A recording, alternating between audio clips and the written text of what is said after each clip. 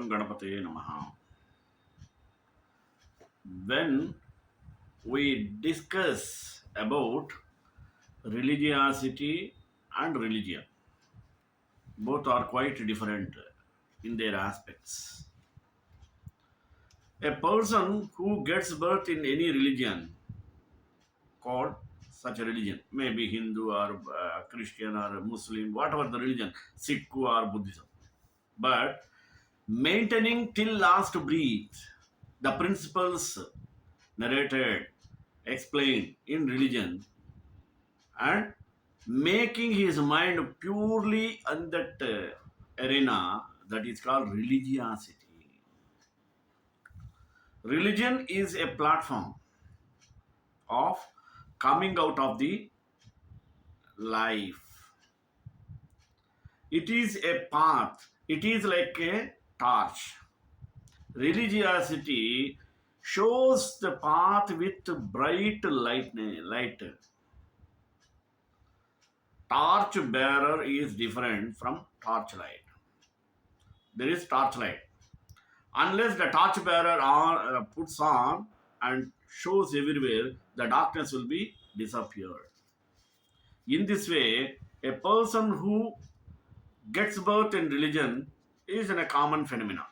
But he who maintains his life with a profile of giving up his ignorance and stupidly not following the traits called his religiosity, his mind always will be desire filled. Therefore, he never come across thinking of intent on heaven. At the same time, his mind always be in offering rebirth through learning, understanding various scriptures and various sciences. At last, what happens? He gets an unhappy result. But putting forth our mind, power to attain the objects of desire destroys our true intelligence. Therefore, it is not primarily pointed out of religion versus religiosity in a narrow way, narrow mindedness. When you think broadly, there will be lots of differences between these two. So, we have to analyze it. So, basing on this, today I took the topic of religiosity versus religion. Prayer. Shuklam Bharadaram Vishnum Shashivarnam Chaturbhujam Prasanna Vadanam Dhyaye Sarva Vigno Pashantaye. Seeing should not always be believing. All that glitters is not gold is especially true in the realm of religion. I can never hear that adage without remembering a walk I once took with Russian Orthodox Archbishop of Chicago. When I was spending the weekend with him, as I did at that time, and we were just wandering around aimlessly in the pre-spring weather, getting rather far from his small hut next door to the renowned Holy Trinity Cathedral. As we walked along, suddenly to our right loomed huge church. It was painted a dark blue in the tradition of the Ukraine and topped with immense sparkling gold onion domes. At the peak of the roof in front was a gigantic Russian style triple bar cross, also covered in gold leaf. This is very much true in the world of religion. All that looks godly is not necessarily godly, often the opposite. Speaking of the religionists of his day, St. Paul simply said, they have a zeal of God, but not according to knowledge. Just because we believe in God, or at least in our concept of God, and are sincere and motivated means a little in the sphere of the spirit. Rather, it is imperative that our religion be according to knowledge. Regarding this, Lord Krishna says, just because we believe in God and are sincere and motivated means little in the sphere of the spirit. Rather, it is imperative that our religion be according to knowledge. Regarding this, Lord Krishna says, Yamimam pushpitam vacham pravadantya vipashitaha vedavadarataha partha nanyadastiti vadinaha. The ignorant, delighting in the world of the Veda, proclaim this flowery speech. There is nothing else. This verse may surprise us, especially since the Vedas are usually spoken of with highest reverence. But the truth is that there has been a great deal of progress in Indian philosophy over the past centuries.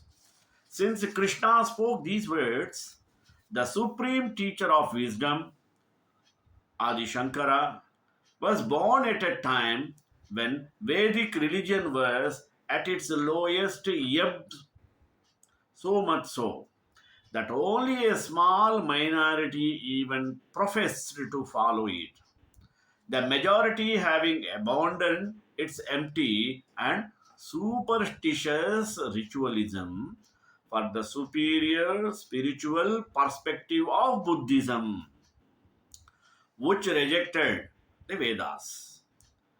Adi Shankara's mission was to show that the ritualistic obsession of those who followed the Karma Kanda, mean the ritual portion of the Veda, and who taught that Vedic ritual is the only path to perfection, were utterly wrong.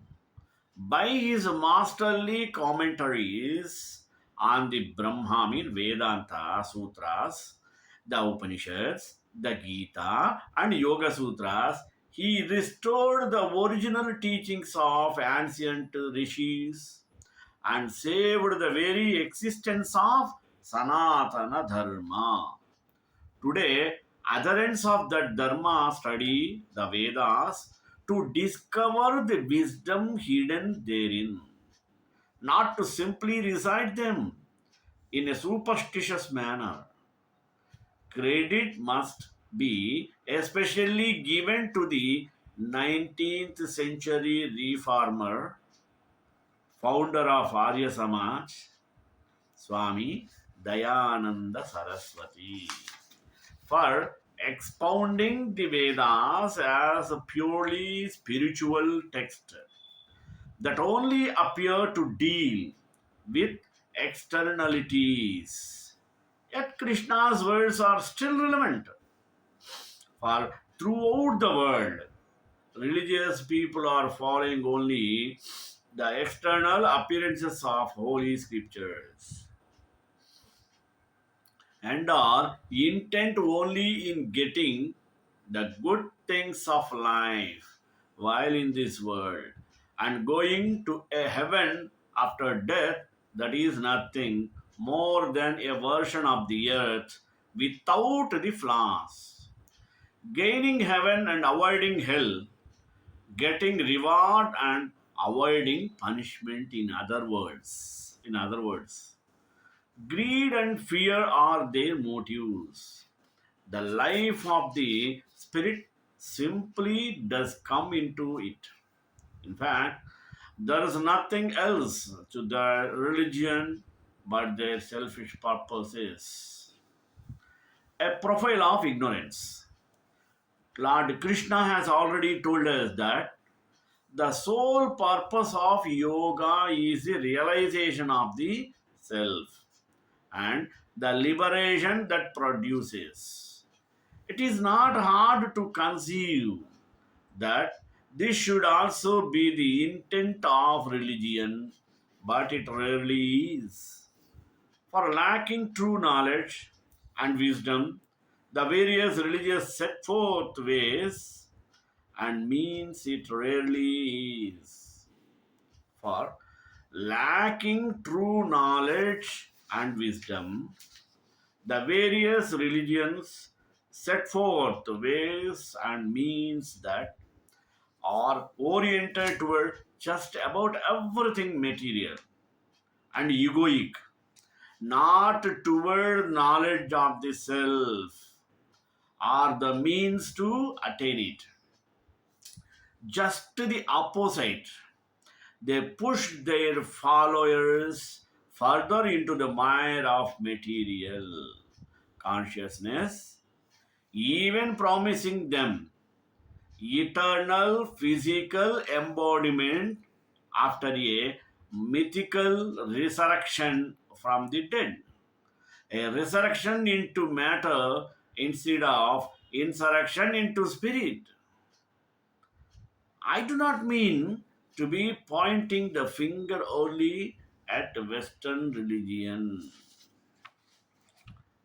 The popular religion of the East is even more adept at turning words of wisdom into nonsense and very cleverly and plausibly too.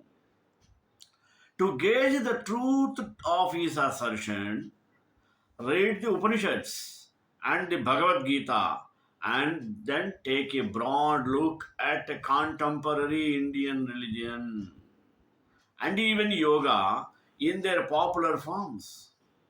Almost never, no matter how much the Upanishads and Gita may be invoked by those whose entire religious practices are contrary or extraneous, mean irrelevant to the philosophy of the ancient sages. This is a very serious and unfortunate situation. Very often, those who want to follow the way of the Gita and the Upanishads are deflected from that path by the very ones whom claim to teach it and whom they trust as visible authorities. As Swami Prabhudevananda translation puts it, those who lack discrimination may quote the letter of the scripture, but they are really denying its inner truth. Krishna outlines the character and methods of such misleaders. Sloka. कामात्मानः स्वर्गपरा जन्म कर्म फल प्रदा क्रिया विशेष बहुला भोगैश्वर्य गतिम प्रति. Those of desire filled natures intent on heaven, offering rebirth as actions through performing many and various rites, are aimed at the goal of enjoyment and power. Desire filled. We must confess that these words of Krishna take us back to the religion of our childhood. We were fortunate enough to be raised in a spiritually serious church. The theology was full of holes and observed many aspects, but the attitude was right to the beam. No, not that the friendship of the world is enemy with God. Whatsoever therefore will be a friend of the worlds, is the enemy of God. We understood that the word spoken of here was not the word of divine manifestation, but the artificial structure of the human society based on the egoic ignorance of human beings. To be a friend of the world means to be trapped in the realm of the time and space, as well as the delusions perpetuated by humanity through the ages. Most religions is sociopathic, and a fundamental trait of a sociopath is denial of any personality or responsibility. Everything and everyone is responsible for the sociopath's problems except himself. Such a religion teaches people that some invisible evil forces are visible instruments of those who force wrong. What makes them do wrong? But our sages tell us that it is the distortion produced by own association. At the same time, let us identify with the material and relative world that impels us to folly. As Krishna states, these religionists are full of desires. Their minds are so wrapped by the full power of the fever of these desires. They see themselves and others in a completely transisted perspective. Their fundamental impulses are corrupted and led to increasing corruption and the ultimate destruction. Their whole way of looking at life is hopelessly distorted. And being sociopathic, their major intent is to force every employee or everyone into their world of view. These people are the enemies of both the wise and the foolish. The wise, they wish to subvert, silence, or destroy lest truth free their dupes from their grasp. On the other hand, they are determined to keep the ignorant in the dark and in servitude to them and then ideas. So vast is the number of the ways in which they accomplish is as difficult to decline it. Just to take a look forward. Around everything you can see will be, or at least reflect their wiles and ways. If they were not a real danger to sadhaka, Krishna would have not bothered to speak about them towards Arjuna. Intent on heaven. They obsessively grasp at every wisp of the world they see and proudly proclaim that their possession is a sign of divine favor, fulfillment of God's will for them, and proof that they are pleasing to God and right in their views. Yet they know that earthly gain inevitably ends in loss, and that even before the loss may defect are encountered in many failures to please or satisfy. This should turn any sensible person away from externally to seek the true satisfaction that is found within. But they are not sensible. These dwellers in their own mirrors, so they do not look within them, but beyond this world to a heavenly world of blessed reward where no defect can mar their enjoyment of astral materiality. Consequently, Their scriptures and their propaganda is filled with descriptions of bright, beautiful, and happy worlds, which will be reward of those who subscribe to their religion and follow their demands. Although they seem to have their sights of heaven, they are really hankering after the things of earth without their innate deficiencies. So even when they supposedly yearn for heaven, they are really desiring the earth. Some of them are so caught in this obsession that they assure their adherents that sometime in the future they will all rise from the dead immortal physical bodies and live forever on this earth that has been somehow cleaned and perfected.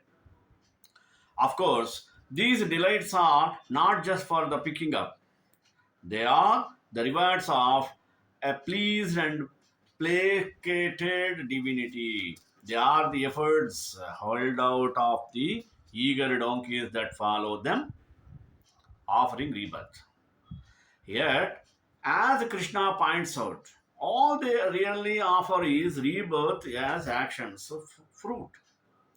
How true this is, the most religionists, whether clerical or lay, desire for external material things or situations must come to fulfillment.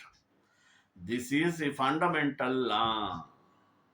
For karma is thought as well as act.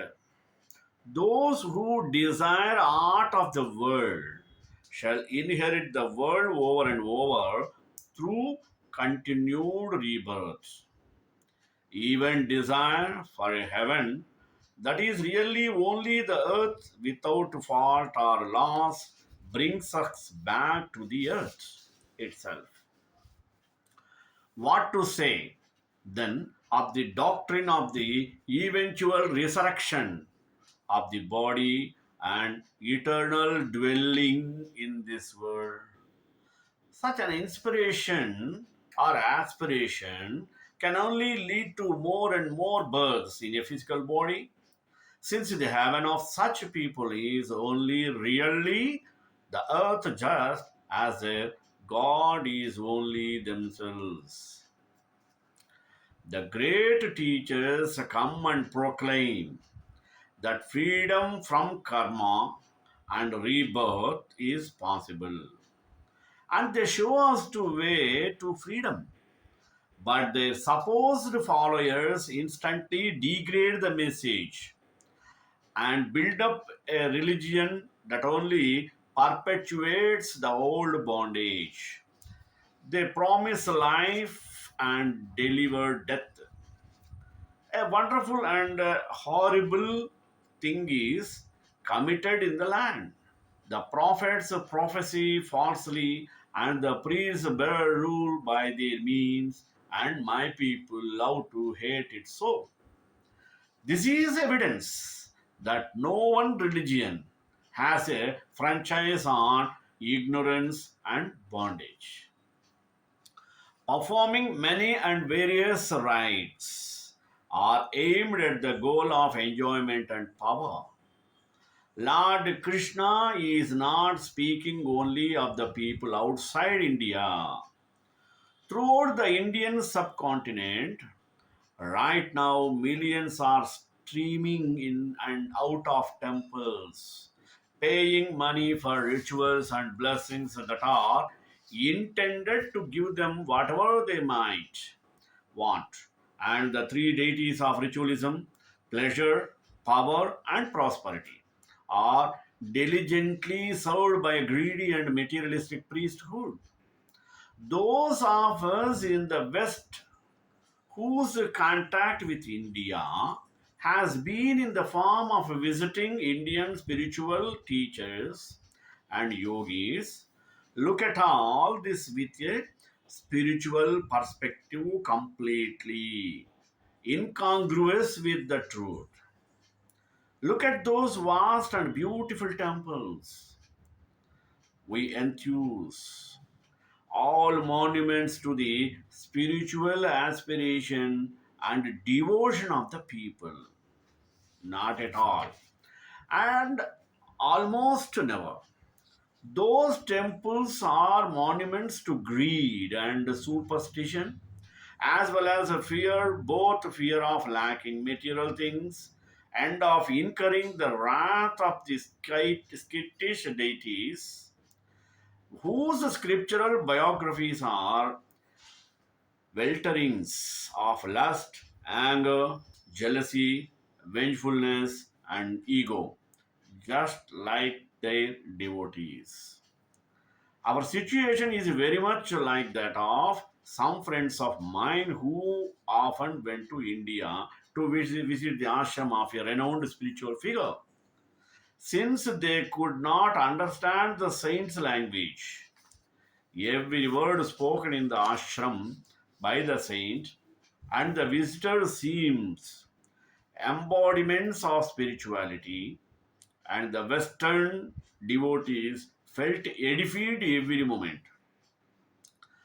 But when my friends began picking up some knowledge of the language, they found that most of the conversation was mundane and inane, in keeping with the consciousness of the local people who came to the ashram for the same motives they went to temples. Give me, most devotees in India are devoted only to themselves and to the saints as fulfillers of their desires. As one very famous Indian saint said to a crowd of such people, when I give you what you want, you love me. But when I do not give you what you want, you hate me. But back to the ritualists, they do indeed prescribe labyrinthine rites whose complexity demand a trained and well-paid priesthood. Sometimes the rituals are very obvious pullings off the divine vending machines handle, and sometimes they are masked with sentimentality passed off as devotion. One such, for example, is the extremely popular Satyanarayana Puja. This takes hours of ritual offerings, how singing and recitation of glories of Vishnu. But the glories recited are really accounts of all the amazing worldly advantages that have supposedly been gained through the ritual itself. In other words, God is not glorified at all. The ritual is glorified. It's just a Hindu religious version of the old patent remedy shows so popular in the 19th and early 20th century America, sort of a holy infomercial for the puja. Millions of poor Indians fast and worship annually on a day whose observance is guaranteed by the popular scriptures to bring lifelong prosperity by a single observance. No one seems to notice that they stay poor year after year. They even assure others that the observance guarantees the conception and birth of a son. So, barren and sunless couples devotedly observe it year after year with no result, not even a resulting skepticism regarding its efficiency. The money just keeps rolling in or out, depending on which side you find yourself. Therefore, let us go the unhappy result. भोगैश्वर्यप्रसक्तानां तयापहृतचेतसां व्यवसायात्मिका बुद्धिः समाधो न विधीयते. To those attached to enjoyment and power, their minds drawn away by this speech, is not granted steady insight in meditation. Those whose discrimination is stolen away by such talk grow deeply attached to pleasure and power. And so they are unable to develop that concentration of the will which leads a man to absorption in God. Krishna outlines to us the hierarchy of control in our own makeup, saying, they say that the senses are superior to the body, the mind is superior to the mind, and much superior to the intellect is the supreme intelligence, means Paramabuddhi. Putting forth our mind power to obtain the objects of desire destroys the true intelligence of the self and substitute the delusions of the ego, and so steady insight in meditation is not granted. Thus, constantly engaging himself in the practice of yoga, that yogi freed from evil, easily contacting Brahman, attains boundless happiness. श्रेयकांताय Kalyan Nidhe निधेतराम Shri Venkat निवासाय श्रीनिवासाय Mangalam मंगलाशास्त्र प्रेमदाचार्य प्रोक्मयी सर्वैश्य पूर्वैराचार्य शत्रुतायास्तु Mangalam.